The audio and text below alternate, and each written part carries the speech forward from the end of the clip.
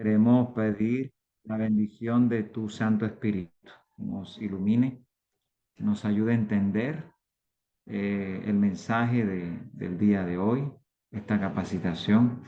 También ayúdame a mí para poder impartir este seminario, esta clase. En el nombre de Jesús, amén. Bueno, muy bien. Ayer hablábamos ¿se acuerdan? De 3 principios básicos a la hora de interpretar la palabra de Dios, ¿sí?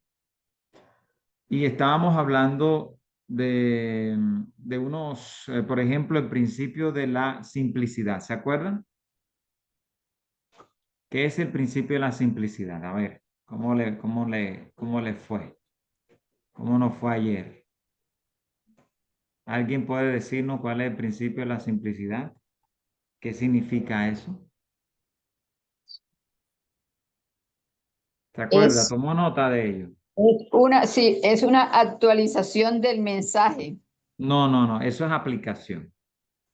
Entonces acá Bueno, está. ayer comenzamos así, que aplicación y explicación son dos cosas diferentes, ¿está bien? Lo que usted Entonces acaba de explicación mencionar es es extraer eh, del texto el sentido original del autor. Pastor, excelente, hermana, muy bien, ajá, la simplicidad es que Dios dio el mensaje para que se entendiera. correcto. El propósito de él era que el mensaje se entendiera. Por lo tanto, la Biblia Ujú, no tiene cosas intrincadas, correcto. enigmas. Sí, así es, no tiene códigos secretos, ¿sí? La Biblia puede ser comprendida por un niño, por un adulto, por un joven, pero es cierto que tiene textos que son desafiantes, ¿está bien? Pero eso no significa que no se pueda comprender. Y nosotros debemos quedarnos con aquello que fue revelado, porque a veces nos ponemos a estar investigando cosas que no están en la Biblia explícitas, ¿cierto? Eso hay que dejarlo quietecito. El principio de la historia o el principio de la historicidad, ¿a qué se refiere? ¿Se acuerda? Que es súper importante. Que es que él está escrito para un Dios público en habló, particular. Ajá, Dios ajá, habló para un público en particular. exactamente. Significa que el apóstol Pablo tenía un público específico, que el mensaje iba direccionado específicamente a esa comunidad, a esa iglesia. Y decíamos que el texto dice que las cosas que se escribieron para nuestra enseñanza. Pablo no lo escribió para mí, lo escribió para un público específico, pero ese mensaje que le dio a ese público original contiene principios que son para nuestra enseñanza. Entonces, decíamos que antes de predicar, cuando nosotros vamos a predicar un mensaje, lo primero que tenemos que hacer es asegurarnos de que lo entendemos, que lo estamos explicando. Primero el texto se explica y luego se aplica. Es más, cuando tenemos explicaciones erróneas, llegamos a aplicaciones equivocadas también. Es decir, la aplicación depende de la explicación. ¿Sí? Si usted explica bien, si usted interpreta bien, usted va a aplicar bien. O sea, la aplicación tiene que ser coherente con esa explicación. ¿Ves? Entonces, Dios habló sin contradecirse. Es el principio ¿cómo se llama ese principio? El hecho de que Dios habla sin contradecirse. Ese principio es el principio ¿de qué? ¿Se acuerdan? Tienen que tomar nota, hermano, porque ahora que termine esto, si no toma nota, se le va a olvidar otra vez. ¿Sí? Historicidad. Ese es el principio no, la historicidad es el principio de hablar en contextos particulares. Pero el principio de que Ah, Dios habló sin contradecirse tiene un nombre. la Se armonía, llama. la armonía. El El principio principio es de la el armonía. principio de la armonía. Sí, ¿Sí? sí, sí, exactamente. Que El principio de la eso armonía. significa que el mensaje de el estado de los muertos en el Antiguo Testamento es el mismo mensaje, es el mismo entendimiento, la misma comprensión que se tiene en el Nuevo Testamento.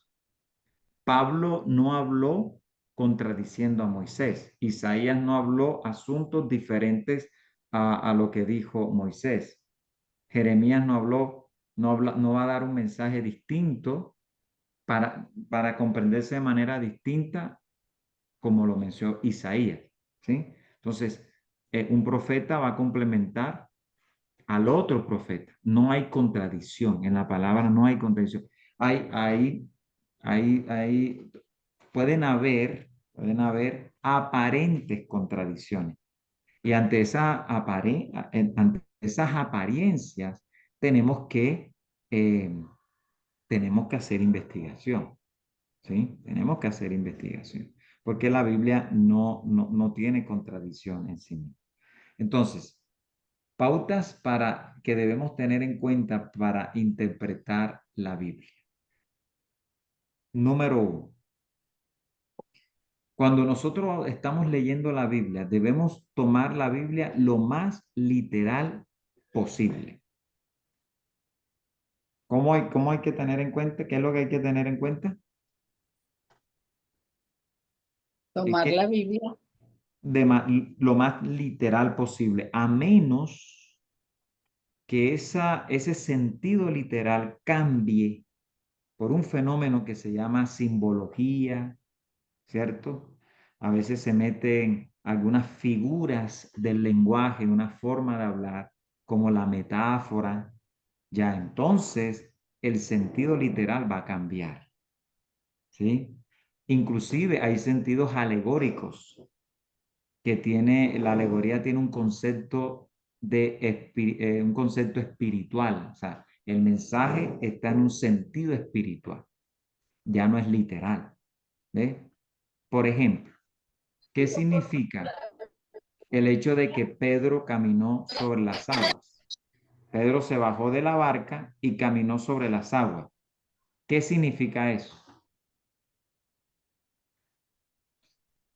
Pedro se bajó de la barca y caminó sobre las aguas. ¿Eso qué significa, hermano? A ver. Pues literalmente hablando, pues que caminó sobre las aguas. Exactamente, ya. Caminó y ¿qué significa? Ahora, si usted dice, Pedro caminó sobre las aguas y luego se hundió. Ahora, si usted quiere darle una aplicación, usted puede darle miles de aplicaciones, pero la explicación es clara, como lo dijo Jordi ahora. Pero usted puede aplicar y cuando nosotros estamos viendo a Jesús, hermano, podemos caminar encima de los problemas, ¿cierto? Cuando quitamos la mirada de Jesús y nos podemos hundir en los problemas. Entonces usted está tomando ese pasaje y lo está aplicando y lo está actualizando de acuerdo a la necesidad de los oyentes. En ese sentido aplicativo, la Biblia es efectiva para todos los tiempos, para todas las edades. Esa aplicación es correcta, ¿ya? A veces usted puede hablar del hundimiento financiero de la familia, correcto. Son aplicaciones, pero no es que ni represente eso, ni que signifique eso. ¿Me hago entender? Ok, entonces, vamos a tomar la Biblia lo más literal posible, a menos que ese sentido llano cambie. El lenguaje comienza a cambiar de metáfora, alegoría, simbología. Entonces, pautas para tener en cuenta en la Biblia, en la interpretación de la Biblia. Hermanos, antes de eso, como estamos capacitando en predicación, usted debe llegar a ese punto. Debe llegar a ese punto a entender la palabra de Dios en el sentido literal. ¿Okay? Ahora, ¿qué debe tener usted? Debe considerar el texto, como le está diciendo, lo más literal posible, solo cuando esto carezca de sentido. Y vi que subió del mar una bestia que tiene 7 cabezas y 10 cuernos. Ya. Ya nosotros tenemos que buscar otro método. ¿Sí? ¿Por qué? Porque me está hablando en un lenguaje figurado. ¿Se entiende eso, hermano? Entonces, los símbolos se van a interpretar a la luz del mismo texto bíblico.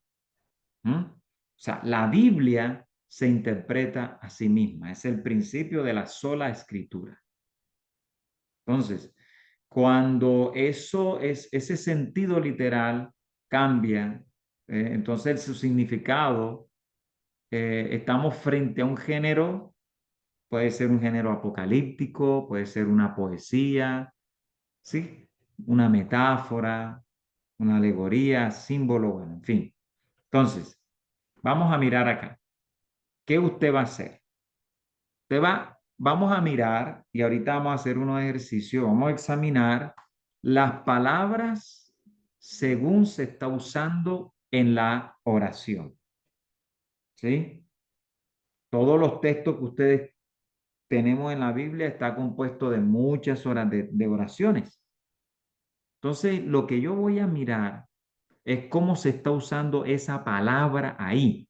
Por ejemplo, ¿qué significa la palabra primogénito? ¿Qué significa la palabra primogénito? A El ver, primer hijo. ¿el primer qué? Hijo, no. El primer hijo, correcto. Pero sabe que no siempre la palabra primogénito significa primer nacido, No sabía. pero no siempre significa el primer nacido. ¿Por Ok. qué? Tome nota de esto, tome nota de esto. Porque una frase, se debe entender a la luz de su contexto. Entonces, es el autor el que le va a dar el significado a esa palabra, no el lector, no usted. En ese sentido, yo le estoy dejando a la Biblia que hable por sí misma. Voy a repetir. Una palabra, el significado de una palabra depende del contexto donde se encuentre. Ahorita vamos a tomar un ejemplo. Es el autor quien le da el significado a esa palabra, no el lector. Usamos el ejemplo básico de primogénito. Hay texto donde primogénito significa primer nacido. El primogénito de Jacob se llamó Rubén. Sin embargo, cuando Jacob va a dar la bendición, le dijo a Rubén, no serás mi primogénito. Y la primogenitura pasó a otro hijo. ¿Sí? O sea, porque la primogenitura también puede significar preeminencia. Vamos a buscar aquí. Yo estoy buscando aquí en la Biblia, aquí en una concordancia. Estoy buscando una concordancia que usted debería tenerla. Se la voy a mandar para que usted la descargue. Voy a buscar aquí la palabra primogénito. Primogénito. Ok. La palabra primogénito aparece en la Biblia 111 veces. ¿Sí? Primogénito en singular. Entonces yo voy a ir a un texto que se encuentra en Mateo. Mateo 1:25 dice, pero no la conoció, o sea, José no tuvo relación sexual con María hasta que ella dio a luz a su hijo primogénito. ¿Qué significa la palabra primogénito allí? ¿Qué significa? Iba a ser el primer nacido de María. El primer nacido. Ok, vamos a mirar ahora. Vamos a ver. Vamos a mirar ahora el texto de Colosenses 1:15. Colosenses 1:15. Mano, esto es clave. Hay personas que no comprendiendo este principio tan sencillo cometen muchos errores. Ahorita vamos a mirar otro. Colosenses 1:15, alguien que lo lea, por favor. Colosenses 1:15. Él es la imagen del Dios invisible, el primogénito de toda creación. Muy bien, viene un testigo de Jehová y te saca ese texto. ¿Tú qué haces? ¿Mm? Y el testigo de Jehová te va a decir, mira, ve, aquí dice que la primera criatura que fue creada fue el Hijo, ¿cierto? Por eso este principio de examinar la palabra según su uso en la oración y de acuerdo al sentido que le está dando el autor es súper importante. Es muy importante, hermanos. ¿Ya? Porque para usted entender aquí este texto, esta palabra primogénito tiene que seguir leyendo. Entonces, hay que examinar, mire lo que pongo yo aquí, la oración según su contexto. Entonces, vamos a tener en cuenta el contexto literario. ¿Qué es el contexto? El contexto literario, así como la palabra, como lo estoy diciendo, el contexto literario son los textos que están antes del texto que usted está leyendo o después del texto que usted está leyendo. ¿Sí? ¿Se entendió? Eso es contexto literal. Hermanos, siempre debe tener en cuenta eso. Contexto, contexto. Así como usted entiende el texto de Hechos, Pedro, de Hechos 10:30, creo, Pedro mata y come, y usted dice, no, pero hay que leer el contexto. Eso se hace con todos los textos de la Biblia, con todos. Entonces yo me tengo que sentar con ese testigo de Jehová y decirle, ven acá, vamos a leer un poquito más. Porque si nos quedamos con ese pasaje, entonces tú tienes la razón. Jesús es la primera creación. Pero mira lo que sigue diciendo. Porque en él fueron creadas todas las cosas, las que hay en los cielos y las que hay en la tierra. ¿Qué está diciendo? Que este Jesús, este Hijo de Dios,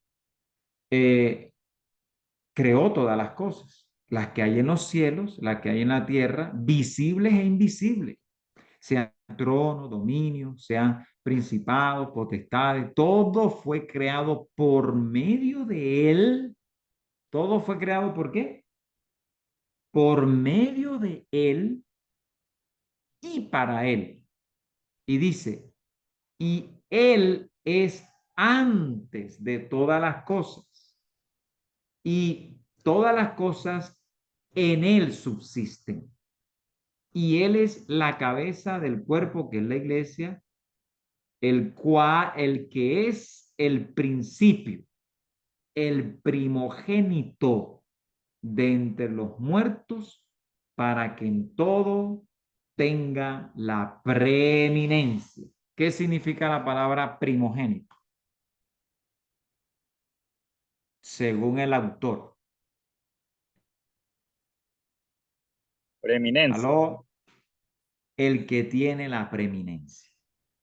Eso significa que Rubén pudo haber nacido de primero, pero no era el primogénito por el pecado que cometió y la primogenitura pasó a José.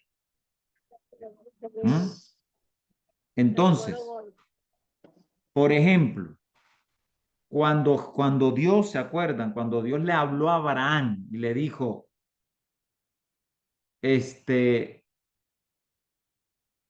ofréceme a tu hijo, tu primogénito. ¿Será que Dios le estaba diciendo que le ofreciera a Ismael, hermanos? ¿Qué dices? ¿Será que Dios le estaba diciendo, ofréceme a Ismael? No, era ¿Mm? el que tenía la preeminencia. Entonces, el mismo autor explica quién es el primogénito. Dice, no, tu primogénito y él dice a Isaac. Entonces, si nosotros que contamos, sabemos sumar, sabemos que Abraham tuvo con Agar, ¿qué? Un hijo, Ismael. Ese era, biológicamente hablando, era el primogénito de Abraham, pero espiritualmente hablando no. ¿Sí me hago entender?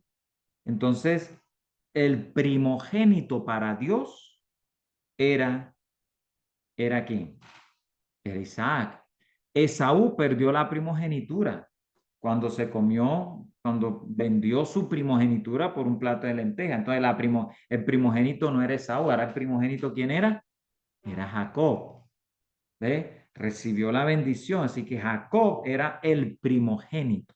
Entonces, para concluir este punto, la palabra significa lo que significa de acuerdo al autor que lo escribió. El autor es el que define qué significa eso, no yo. Entonces, pues el testigo de Jehová está mirando el texto solamente desde un punto de vista antropológico, es decir, desde el punto de vista humano. Entonces, desde un punto de vista de un diccionario, la Biblia no se interpreta a la luz de un diccionario, la Biblia se interpreta a la luz de ella misma. ¿Se entiende, hermano? Ok. Entonces, tenemos ningún texto, hay que comparar ideas similares con textos paralelos. Hay unas ideas que tenemos, me voy a pasar un poquito a esto porque no quiero extenderme, y tenemos que preferir los textos claros en comparación con los textos más que no son tan claros, que son más oscuros. Ok, vamos ahora a entrar en materia, vamos ahora a entrar a la práctica, ¿ok? Y en la práctica vamos a ir haciendo correcciones. ¿Está listo para desaprender? ¿Estamos listos? Bueno, vamos a ir a Mateo 22, 34 al 40. Vamos todos a Mateo 22. Ay, hermano, esto 22, 34 al 40. Mateo 22, 34 al 40. Ok, mire este relato que yo me encuentro y empieza uno como a analizarlo y ahora van a surgir algunas preguntitas.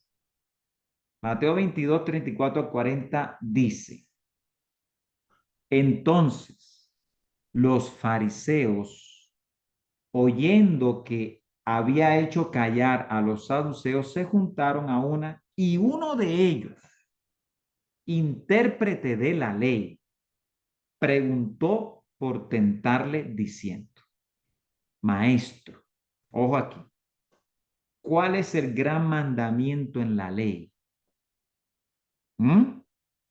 La pregunta que uno empieza a surgir es, la pregunta que el adventista a veces cuando lee el texto, cuando escucha ley, ¿a qué cree que se refiere?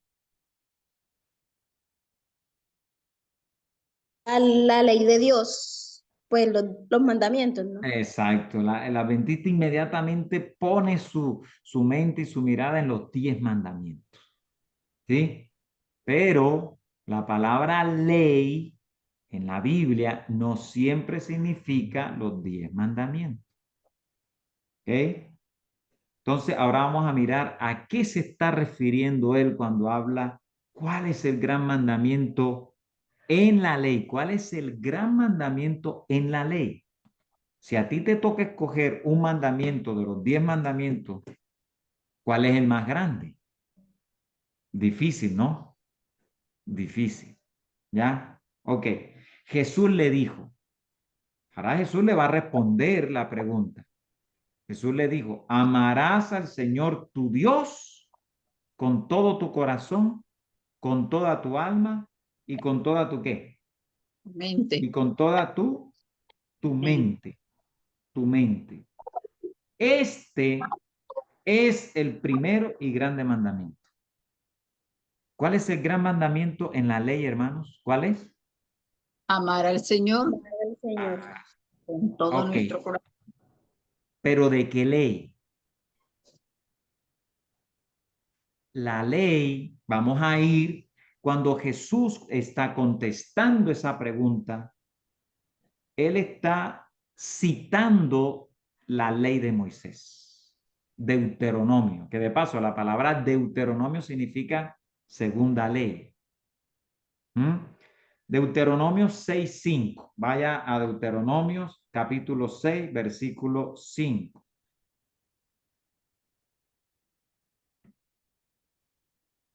Deuteronomio 6:5. Esto es no es difícil esto, ¿eh? Deuteronomio 6:5. ¿Qué dice? Y llamarás 6:5. Y amarás a Jehová tu Dios de todo tu corazón y de toda tu alma y con todas tus fuerzas. Te pregunto, ¿quién escribió eso? ¿Solo escribió quién? Solo Moisés. escribió Moisés. Jesús está citando a Moisés. Al citar a Moisés, está citando la ley. ¿Ves? O sea, no siempre la palabra ley significa 10 mandamientos. No, la ley puede significar los 10 mandamientos o puede significar los escritos de Moisés, que es lo que le llamamos la Torá. Torá significa instrucción, ley. Ahora sigue diciendo, este es el primero y grande mandamiento. El versículo 39 dice, y el segundo es semejante.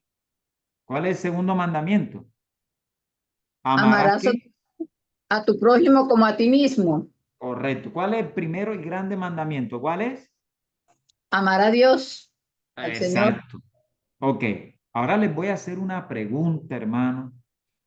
Y usted, mejor dicho, vamos a verla. Ahorita les hago la pregunta. Y el segundo es semejante. Amarás a tu prójimo como a ti mismo. ¿Qué está citando Jesús ahí?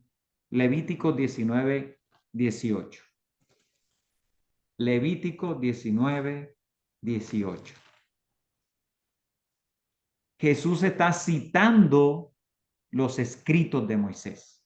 Levítico 19:18. ¿Qué dice? 18. No tomarás mujer juntamente con su hermana para hacerla su rival, descubriendo su desnudez delante de ella en su vida. Ese es el 18. A ver. El 19, hermana Gladys. Y no llegarás, 19. bueno, y no llegarás a la mujer No. para cubrir su No, desnudez. espera. Levítico 19:18 dice, no te vengarás. 18, 19, 18, ahora sí que te Correcto. dije ¿Qué dice? 19. Mis estatutos No, guardarás. espere. 19:18. Capítulo 19, versículo 18, hermana Gladys. Disculpe, qué pena. No, no te vengarás ni Eso. guardarás rencor. Ajá. Sigue Rencor así. a los hijos de tu pueblo, sino amarás a tu prójimo como a ti mismo. Yo, Yo. Jehová. Jehová. Sí, está viendo, Jesús está citando un escrito de Moisés. Está citando la ley de Moisés. ¿Se entiende? Ahora bien, cuando los fariseos le preguntan a Jesús, ¿cuál es el grande, cuál es el gran mandamiento de la ley? Ellos se están refiriendo a los escritos de Moisés, ¿correcto? Y Jesús responde con dos citas de los escritos de Moisés, correctamente. Y en resumida cuenta, el común denominador, ¿cuál es? ¿Qué palabra es el común denominador ahí? Jehová. El amor. Amar, amor. Mira cómo termina el 40. De estos dos mandamientos depende toda la ley y los profetas. ¿De qué mandamiento? Del ¿De qué dos amor. mandamientos? Del amor. Amor a Dios. ¿Y el prójimo? Ok, depende qué. Los. Los escritos de Moisés y los profetas hasta Malaquías. En otras palabras, hermanos, el Antiguo Testamento es una exposición del amor de Dios. ¿Y del amor a qué? ¿Y del amor a qué? Al prójimo. Exactamente. De eso depende todo. Pero ¿qué hemos escuchado nosotros? Mire lo que hemos escuchado. Lo que hemos escuchado es que cuando hablamos del amor a Dios nos referimos a los 4 primeros mandamientos de la tabla. El amor a Dios, ¿cierto? Y el amor al prójimo es los otros 6. Yo creo que eso es una aplicación correcta, pero no es la explicación del texto. Es una buena aplicación, pero no es lo que significa. Ahora bien, les voy a decir lo siguiente. ¿Cuál es el mandamiento más importante de los 10 mandamientos? Amarás a Dios. De los 10 mandamientos, pues están todos, ¿no? Pero ¿saben cómo comienza la ley de Dios? ¿Cómo comienza? No tendrás dioses ajenos delante de de mí. mí. Escuche bien. Ese mandamiento, no tendrás dioses ajenos delante de mí, es el pilar y es la plataforma sólida en la que los mandamientos, los 10 mandamientos se sostienen. Porque cuando nosotros amamos a Dios, cuando nosotros tenemos a Dios como el único Dios, estoy diciéndole, mira Dios, yo no voy a hacer imagen, ni voy a deshonrar tu nombre tomándolo en vano. Mira Dios, yo te amo y como te amo y no tengo otro Dios, yo voy a guardar el sábado. Dios, mira, como yo te amo a ti, yo voy a honrar a mi papá y a mi mamá. Yo no voy a matar, yo no voy a robar, yo no voy a decir mentira ni voy a codiciar. ¿Me hago entender? Entonces, hermanos, a veces yo creo que caemos en una imprecisión al decir los 4 primeros mandamientos se refiere al amor a Dios y los otros 6 al amor al prójimo. Aplicativamente hablando está bien, pero no exegéticamente hablando no está correcto. Porque cuando yo amo a mi prójimo, yo estoy amando ¿a quién? A Dios. Porque ¿qué te dice Juan? ¿Cómo es que tú dices que amas a Dios y aborreces a tu hermano? Porque aquel que ama a su hermano, porque aquel que odia a su hermano, que ve, ¿cómo puede decir que ama a Dios que no ve? Es decir, cuando yo honro a mi padre y amo a mi prójimo, estoy amando a Dios también. Y cuando yo amo a mi prójimo, cuando yo amo a Dios, perdón, cuando yo adoro a Dios y amo a Dios y le entrego mi vida a Dios, indiscutiblemente tengo que amar a mi hermano. Entonces, no podemos fraccionar, no se puede fraccionar los 10 mandamientos desde el punto de vista explicativo, yo no puedo fraccionar el amor así. Amor a los 4 al amor a Dios y los otros 6 es porque es el amor al prójimo y por eso es que la ley de Dios depende de esas 2 cosas, amor a Dios, los 4 mandamientos y amor al prójimo, los otros 6. No, es que todo se trata del amor, todo, todo se trata, no hay un mandamiento que te diga con este mandamiento amo a mi prójimo, pero con este amo a Dios.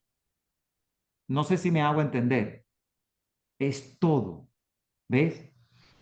La expresión que usamos es una forma aplicativa para, digamos, para sistematizar el asunto de los 10 mandamientos.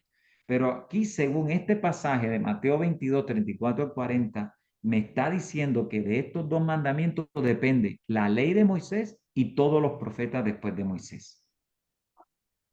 ¿Alguna pregunta hasta aquí, hermanos? ¿Alguna pregunta? Aquí ya estamos desaprendiendo algo y aprendiendo algo. Bien. Entonces, así es como tenemos que, al concentrando en estos pasajes, y son sencillos, ¿ya? Entonces no tengo que quedarme solo con lo que me dijeron. No, no. Yo tengo que estudiar por mi propia cuenta y sacar mis conclusiones. ¿Alguna pregunta, hermanos, en este principio?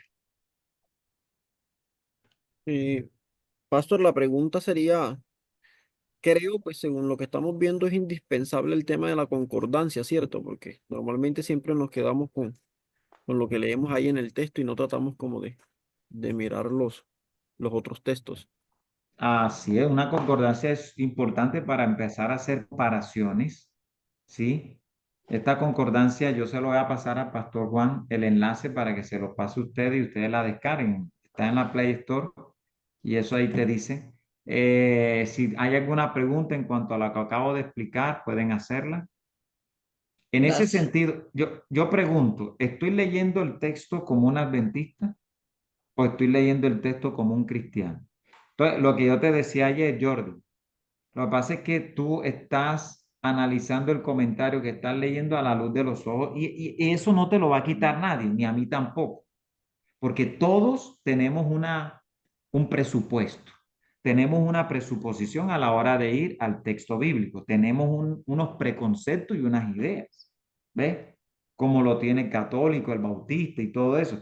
El católico lee los 10 mandamientos como, perdón, sí, como católico, el evangélico, cuando lee los 10 mandamientos, lo lee a la luz de un evangélico y cuando va al Nuevo Testamento, que lo está leyendo como un evangélico, dice, pero la ley igual Jesús la clavó en la cruz, porque la está leyendo a la luz de un ojo evangélico. Pero como les decía yo ayer, nosotros no debemos leer la Biblia con ojos adventistas, tenemos que leer la Biblia buscando la luz. ¿Ves? Entonces, acá, esto es interesante, pero es muy largo porque por el corto tiempo que me queda. Mm, vamos a ver. Ok, vamos a este ejercicio. Vamos a este ejercicio es bueno. Vamos a ir Mateo 24-22. Ya dijimos que a la hora de leer un texto tengo que tener en cuenta ¿qué? A ver, dígame. Tengo que tener en cuenta tengo que tener en cuenta ¿qué? El contexto, ¿no? El contexto. Muy bien, hermana, muy bien, muy bien. Excelente. Hermana está despiertica. Entonces, y, ojo, y si aquellos días no fuesen acortados, nadie sería salvo. Pero por causa de los escogidos, aquellos días serán acortados. La pregunta es, ¿qué días, según el texto, serían acortados? ¿Qué ha escuchado usted? Yo he ¿Qué escuchado ha- que los últimos días, Ajá. ¿Tú has escuchado pues que qué? he escuchado que los últimos días se acortarán. Los últimos días Días Ajá. como de cuando tribulación, pastor. los tiempos de Dios están, que está cerca la venida, y entonces siempre Mm, escucho eso. el tiempo es Han más de ser cortito. los días de la gran tribulación. Muy bien, entonces, ¿cómo sé yo Tribulación. eso? ¿Cómo lo sé? Pastor, según el Exacto. contexto, ahí se está hablando de la destrucción de Jerusalén. Entonces ahí no se está Muy hablando bien. específicamente de los días de la tribulación de antes de la venida de Jesucristo. Se está hablando de Ujú. la destrucción de Jerusalén. Muy bien.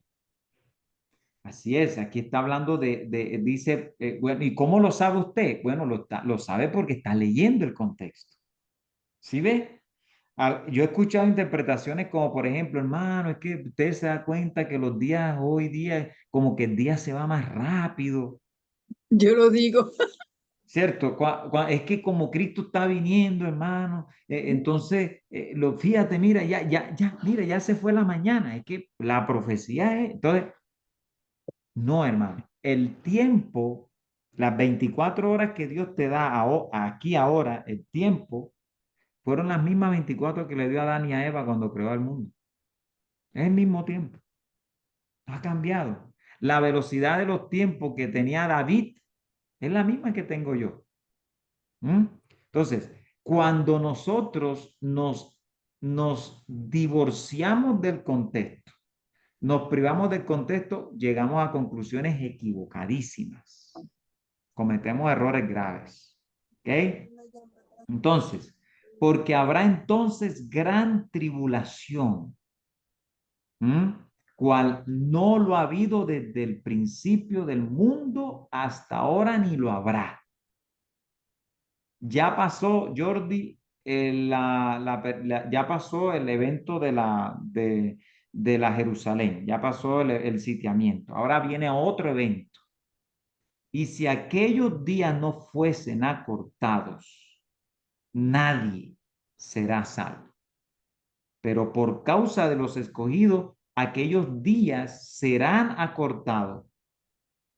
Entonces, los días que serían acortados en la gran tribulación es ese periodo de tiempo que el Señor le dio a los perseguidores. Es un periodo que nosotros lo conocemos como el periodo de ¿qué? De los 1260 días. O sea, el Señor acortó. ¿Eso qué significa? El Señor dijo, aquí va y aquí termina. ¿Se entiende? Aquí comienza y aquí termina. Yo le voy a dar un espacio de tiempo para esa gran tribulación. Esa gran tribulación tiene un doble enfoque momentos antes de la segunda venida de Cristo. ¿En el qué? En el que el Señor va a permitir un espacio de tiempo de tribulación hasta cuando Él venga. Entonces, note cómo cambia ya el sentido de la interpretación cuando tú te pegas a lo que dice el texto y no a lo que no dice. ¿Ya? Y el último ejercicio que vamos a tener para terminar, Mateo 24:12, está en el mismo texto. Dice, según el contexto, ¿qué significa la expresión? Y por haberse multiplicado la maldad, el amor de muchos se enfriará. ¿A qué maldad se está refiriendo Mateo? Échele un vistazo ahí de rapidez. Mateo 24:12. ¿A qué maldad? Mientras usted está leyendo, yo he escuchado interpretaciones como, por ejemplo, hermano, ya yo no ayudo como ayudaba antes porque yo no sé si esa persona está diciendo mentira. Entonces, como el amor se está enfriando, entonces por eso yo como que no confío, porque el amor de muchos se enfriará, pero dice el amor de muchos, no el amor de los cristianos.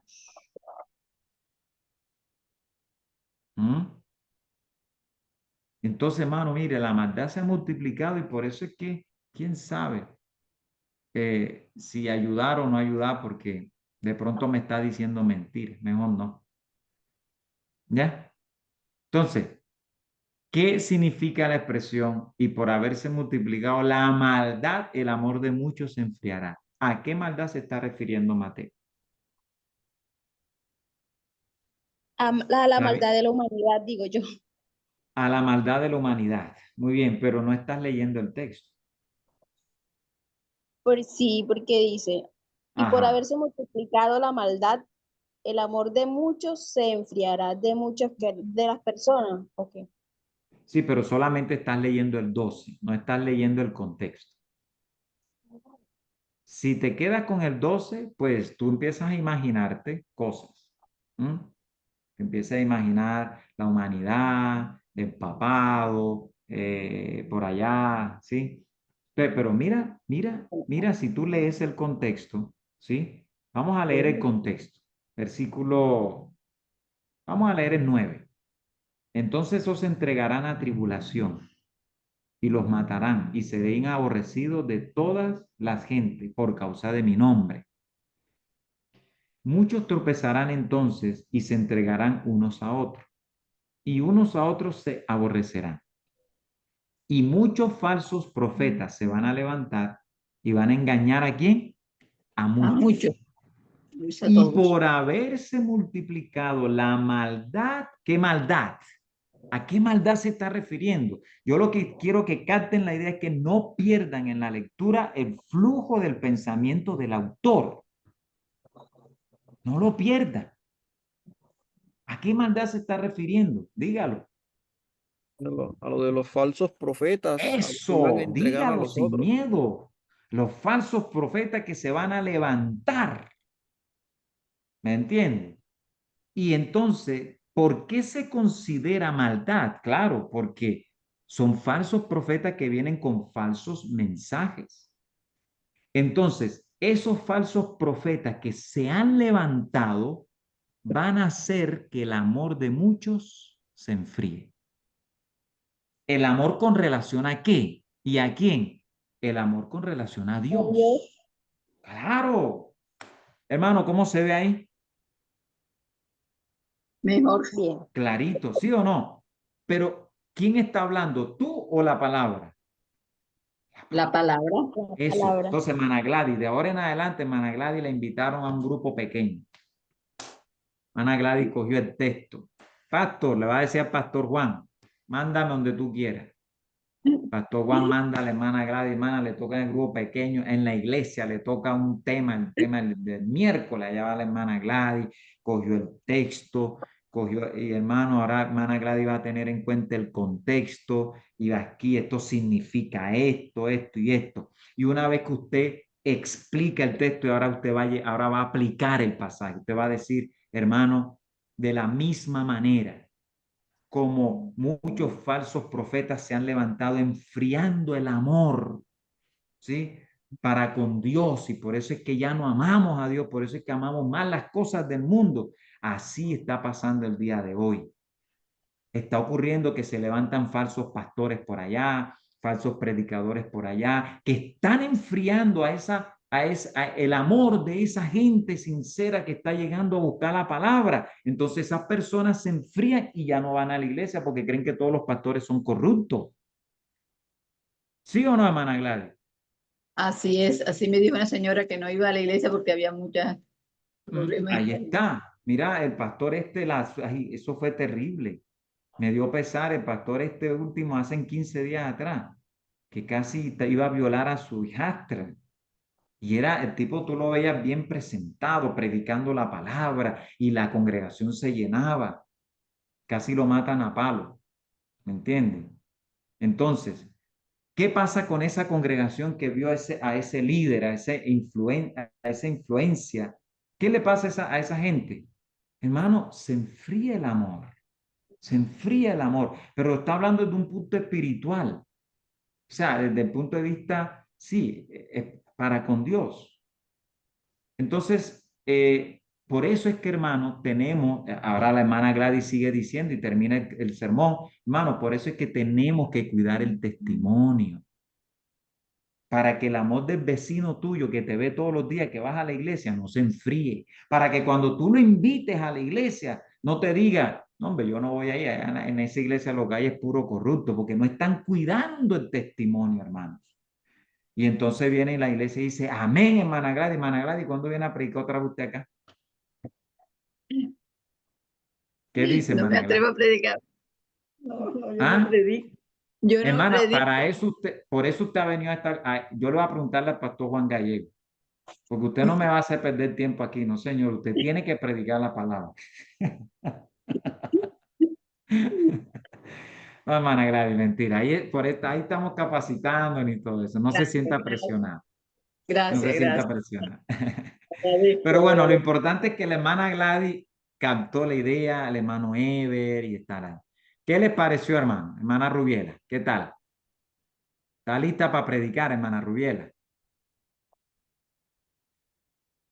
¿Cómo? No te escucho.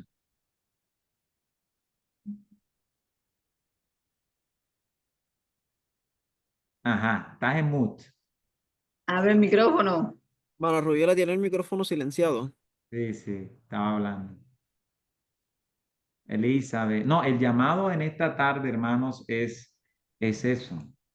Es que ustedes, pues, la razón por la cual hemos venido es a eso, a entender la palabra, y para poder animarnos y poder explicarla, ¿ok? Explicarla, aplicarla y predicarla, ¿ok? Entonces, pues he llegado hasta aquí. Estamos pues a la orden por ahí con el pastor Juan Gallego. Tenemos una cita también un poquito más larga para seguir dándole ejercicio a esto, ¿ok? Si no